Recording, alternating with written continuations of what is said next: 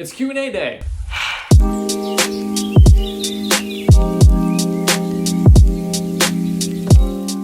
I put up on my Instagram a little question box on my stories there, asking you what your fitness questions were, and I picked some of the most popular ones that I was gonna answer in a video. It's something I wanna be doing monthly. This is gonna be the first one. So I hope you enjoyed this video. I hope it is useful for you, and I'm gonna dive in with question number one. How long until I get a six-pack? This is a very personal question. It depends on how high or low your body fat percentage is. If you have a very high body fat percentage, it's gonna take you a bit longer than somebody with a lower body fat percentage. It depends. Sorry, I can't give you a better answer on that one. Best exercise for chest aesthetics. Interesting question. The trainer answer would be to say, develop your chest, do compound movement, build up your chest in a good program. But you really just want like an answer right now, so I'm gonna give you one. My favorite chest exercise is an incline press, whether that's barbell or dumbbell. Just hit your pec minor real well. That upper chest kind of development kind of gives you that more full chest look if you wanna get really broy with it. Incline press. How do I get rid of love handles? Great question. You just stay in a calorie deficit long enough to lower your overall body fat percentage, because you can't pick and choose where you lose fat, whether that's right here, whether that's right here, whether that's love handles. You can't pick and choose. It'll go away when it goes away when you're in a calorie deficit for a long enough time. Sorry.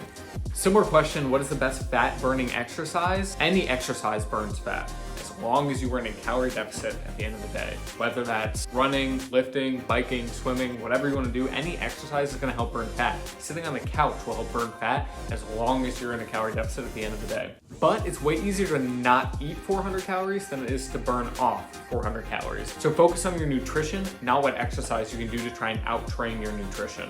Who are the strongest people you train? If you ask this question, it's you. Are HIIT workouts as good as they claim to be?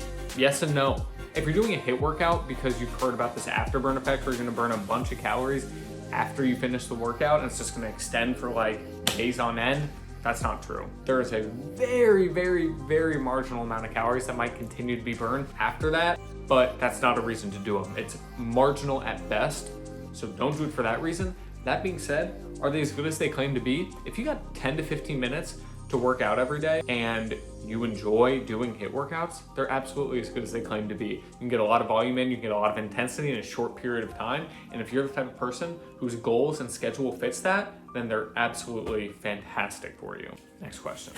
How many days a week should I train?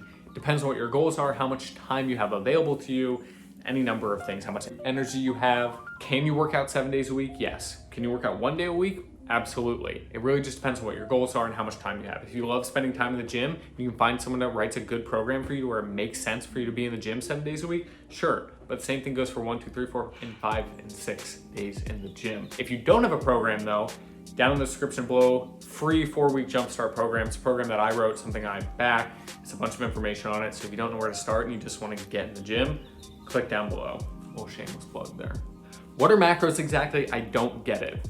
Macros are macronutrients, and those are the nutrients that make up the food you eat. Protein is 4 calories per gram, carbs are about 4 calories per gram, and fat is about 7 calories per gram. You add those up, depending on how much is in the food you're eating, that's how you get the calorie count on a label. But this is something I go way more in depth on in a longer video. So if you're not already subscribed, so you see that video when it comes out.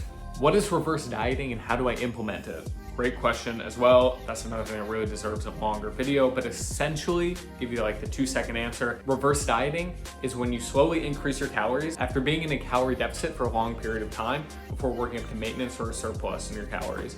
By doing this, you kind of help build back up that metabolic adaptation that may have occurred while eating in deficit for a long period of time and get you back up to a good level of maintenance for when you either stay at maintenance or bulk. Final question is the question I get asked so often, mostly by men. What do I do if I'm skinny fat?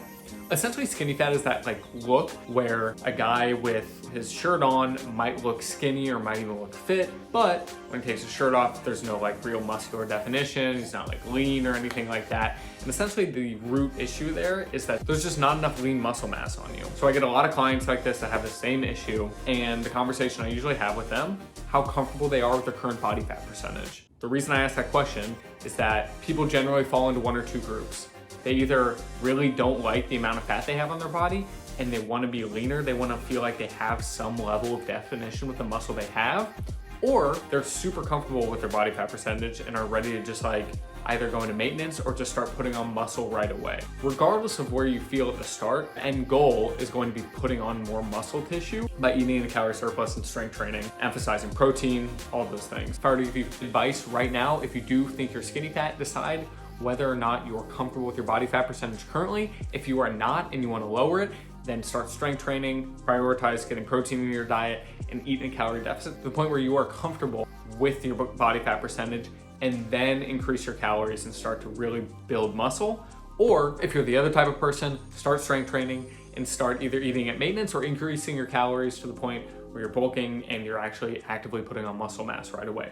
All right, guys, that's gonna do it for this month's Q&A video. This is something I want to be doing monthly. So if you have questions you want me to answer, either put them in the comments below or head over to my Instagram and I'll put another question box up there as I get ready to do the next video, or just shoot me a DM and I'll either answer the question directly or just put it into the next video I do. If you want to see that next video or any of the other videos, the vlogs, we're doing weekly uploads here. So hit the bell so you get notified when a new video comes out. I will catch you guys in the next one. Thank you so much for watching.